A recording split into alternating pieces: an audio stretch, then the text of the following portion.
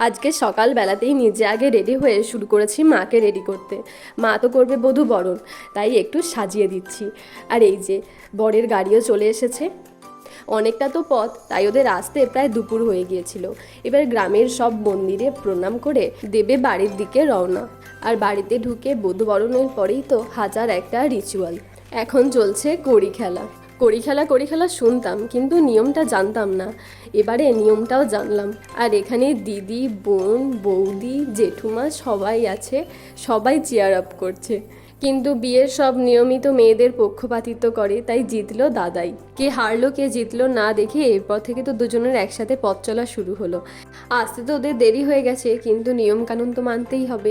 তাই দিদি ওই কয়েকজনকে দিয়ে আমরা সবাই মিলে একসাথে খেতে বসে গেলাম। আর সন্ধেবেলা দাদা আর দিদিকে কেন্দ্র করে বসেছে এখানে আড্ডা।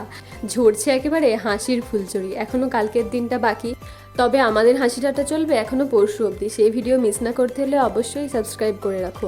রাধে রাধে।